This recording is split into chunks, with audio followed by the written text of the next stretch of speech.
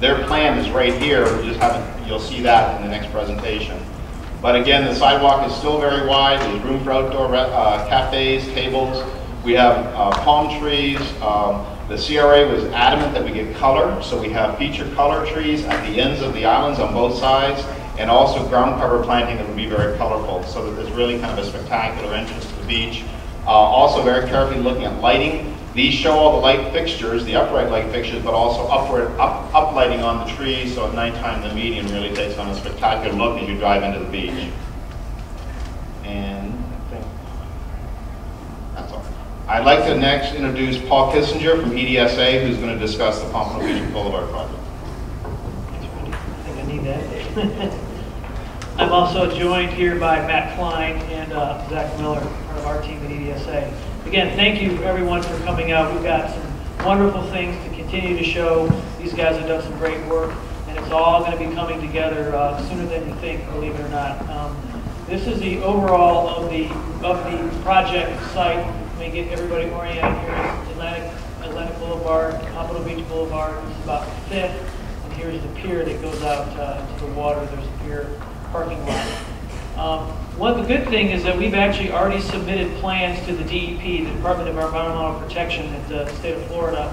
So we started this permitting process. As I've heard me mention in other meetings, is we have to deal with the state and DEP when you are east of the coastal construction setback line, which is basically about where the curve is.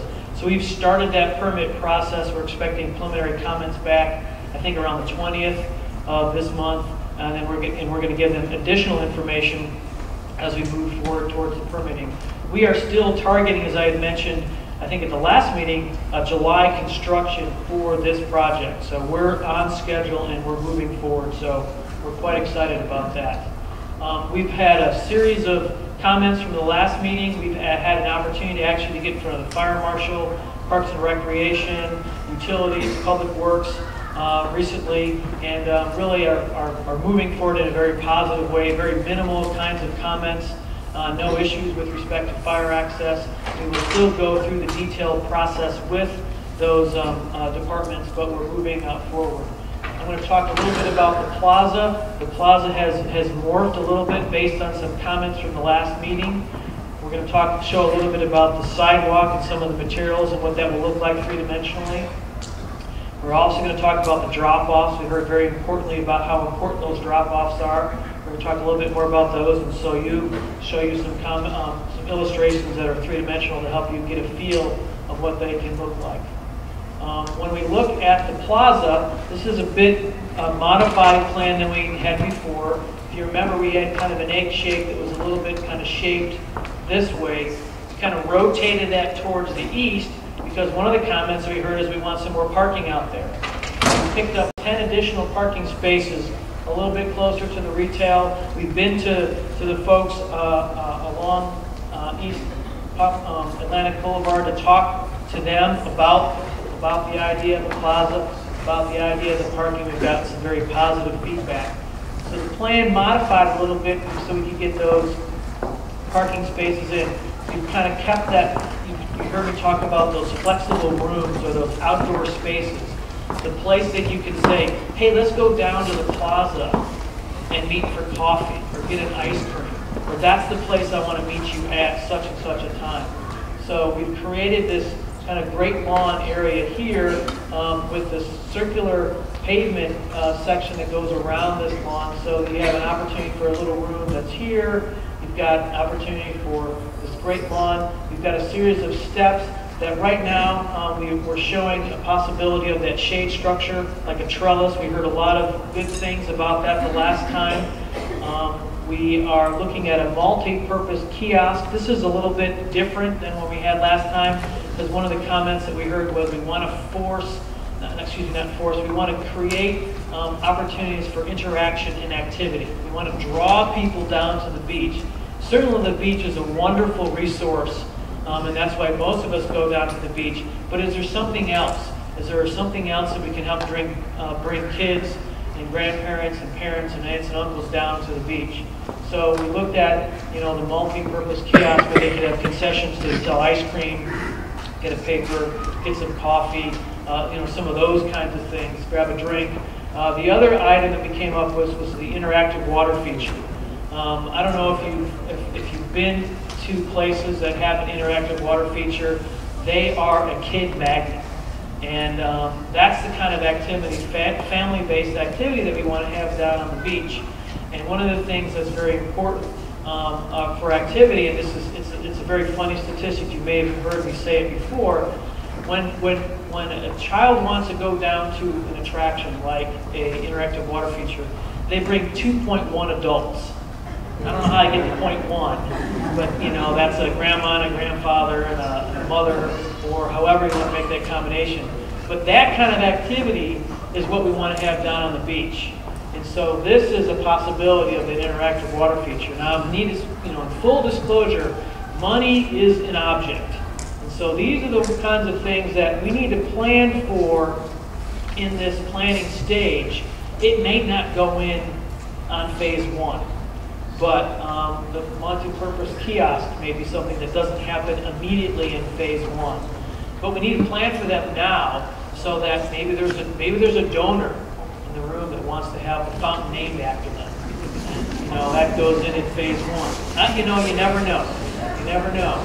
So the idea is that we plan for these elements now. We heard the comments about the parking. We heard the comments about creating spaces for interaction. We still have those gateways down to the beach. We're still having to do the things that I mentioned about the dune and providing areas where we're enhancing the dune. We have these gateways to the beach, collecting people and then taking them out to the beach. And we think that these raised areas with these seats is going to be just a wonderful place to visit. And you can see some of the imagery that we're utilizing to kind of convey what that can be. A picture is usually worth 1,000 words, so we've taken some three-dimensional elements. And I want to point out some of these, the computer-generated drawings that we're doing at this point aren't exactly, it's not like I took a picture, because we're still working with the computer.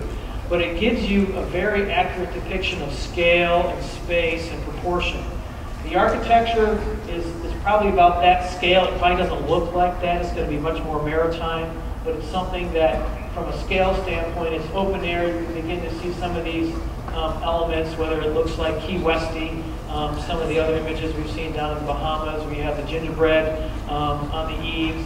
But the idea is that you can create that concessionaire where you have put some umbrellas out there and some tables out there and some of those kinds of things as it relates to interactivity.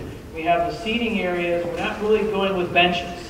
We're going with these, if you remember from the previous presentations, the concrete blocks that are at seat height that can begin to help us define spaces and to create that flexible space for people to sit and talk with somebody next to each other, and then maybe somebody's 8 feet down and sitting and having another conversation instead of kind of regimenting people on benches. So it's one of the things that we learned in Fort Lauderdale, is having that flexible linear bench system works quite well. And then this is what that plaza we believe the plaza is going to look like if I'm standing right where kind of Randy kind of ended at East Atlantic, right by the Briney's, kind of looking to the north from a standpoint of the great lawn that's here.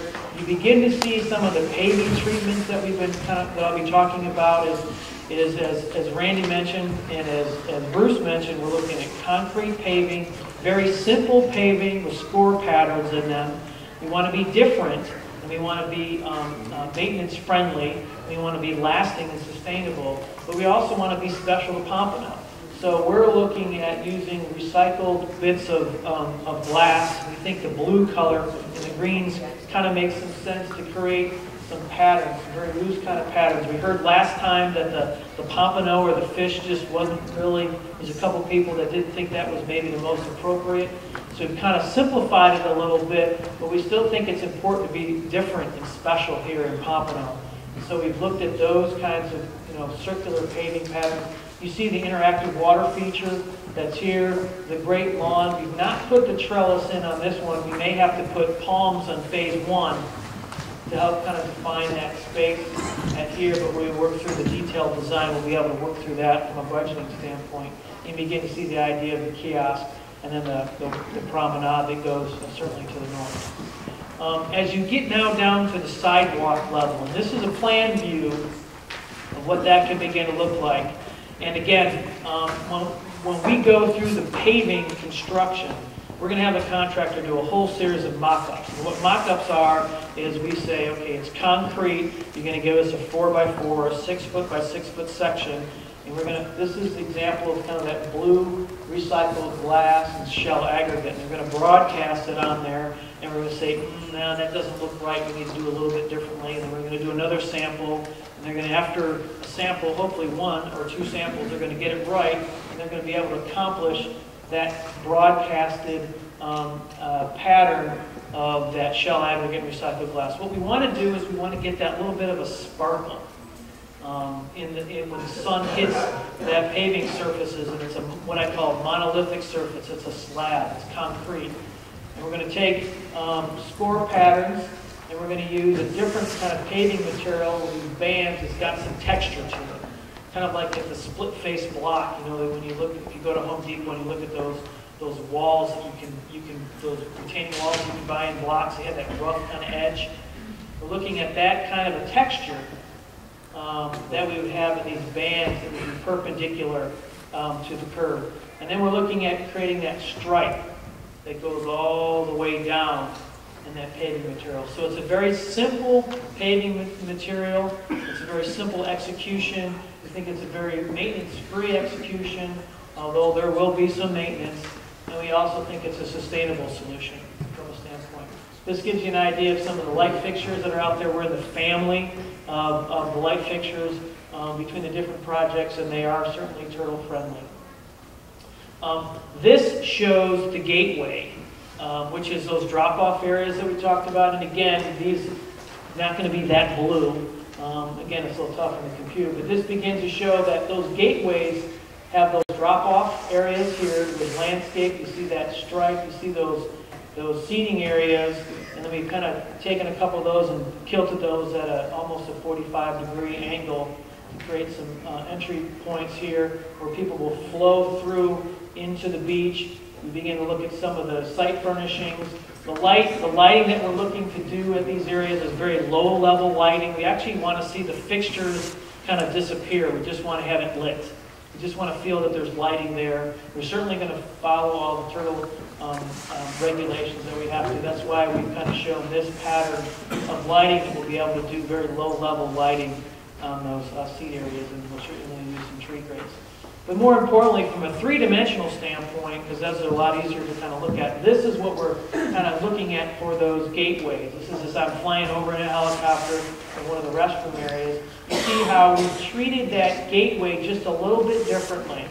Like that plaza, it's a special area. It's where I want to collect people. I want to meet at such and such a gateway, and I want to go meet, and then we'll go on to the beach. So we'll collect people, and we'll bring them onto the beach. And we're trying to collect people at these gateway areas because that's part of the parlay that we have to do with the DEP, as opposed to having wide open expanses of people just migrating onto the beach. So we're collecting people. We're using some planting in order to help collect collect people, but we still believe that there's a lot of opportunities for people to enjoy the beach and see the water, as well as on the promenade, as well as circulating into the beach. And then here's a final image, really shows that three-dimensional aspect of what we're going to begin to see when we start construction, as I had mentioned in July. So you see the seat wall that happens, there'll be lighting that's here, there'll be some light fixture standards so we get the appropriate amount of lighting for safety. We looked at treating that special areas here for those gateways, those seating areas, and the angled parking on Pompano Beach Boulevard. So we're very excited. We think our team has worked quite well with the other consultants, really cohesively as a team. I've known pretty much everybody. I think we've known each other for nearly 20 years. It's been quite easy, and we're going to see some great changes in Pompano. And Horatio, that's all that we have. Jack?